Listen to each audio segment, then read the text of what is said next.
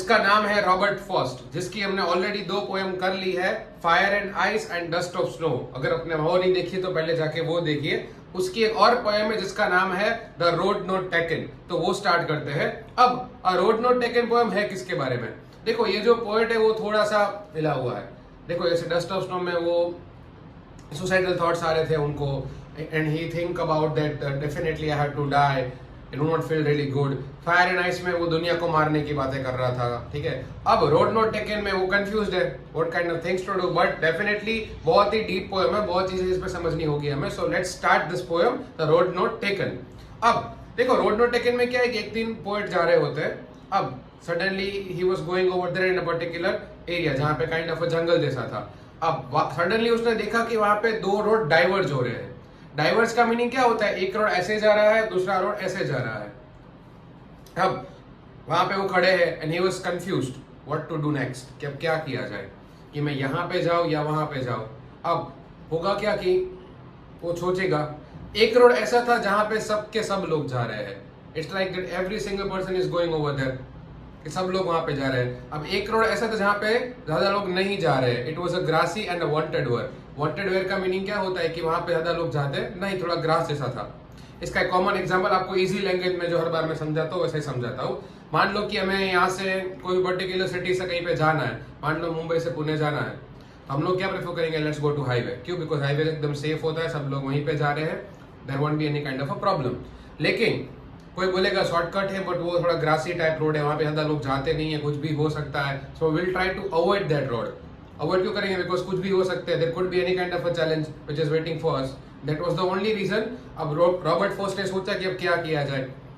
ही knew one thing really well कि जो भी रोड वो चूज करेगा, चाहे वो जहां पे सब लोग जा रहे हैं वो वाला रोड ले, या जहां पे कोई भी नहीं जा रहा है वो वाला रोड पे, होगा क्या कि he'll have a regret। कौन सा रिग्रेट रहेगा? कि could be possible he won't be able to return to the second road. इसका भी एक कॉमन एग्जांपल दे रहा हूँ। हम कभी कहीं घूमने जाते हैं तो पता है ना, पेरेंट्स बोलते हैं कि यहाँ तक आए हैं तो वहीं भी जाके ही आते हैं, क्या पता फिर यहाँ पे वापस आने का मौका मिले या ना मिले।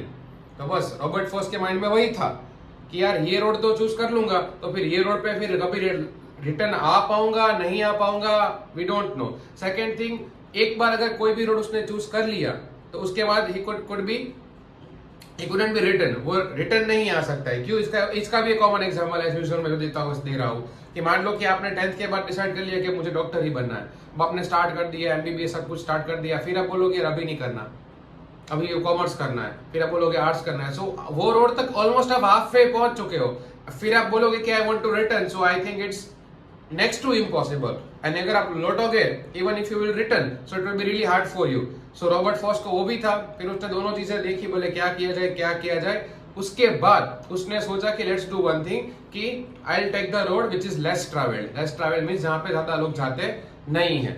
अब there will be a question कि लेस ट्रैवल रोड चूज क्यों किया? वी नो रियली वेल कि लेस ट्रैवल रोड में क्या होगा? There will be adventures, there will be a challenges, there will be a new things which is going to learn by choosing that road, कि वो road को choose करने से वो नई नई चीजें सीख सकते हैं।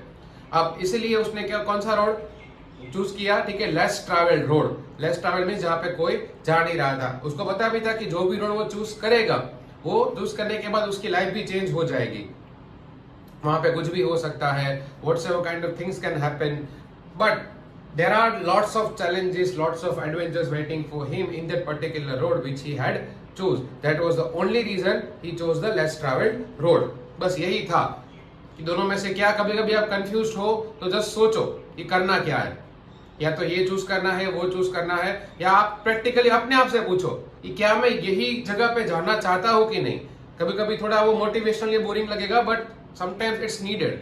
तो इसलिए उन्होंने कौन सा रोड चूज कर दिया कि जहां पे कोई नहीं जा रहा था, तो वही रोड चूज किया और वहां पे निकल पड़े। बस यही थी हमारी आज की poem the road not taken, जो फाइनली उसने रोड ले लिया। यहां तक आई होप सबको खबर आ गया होगा, सब कुछ क्लियर होगा। मिलते हैं सीधा नेक्स्ट वीडियो में। चलो, जय हिंद।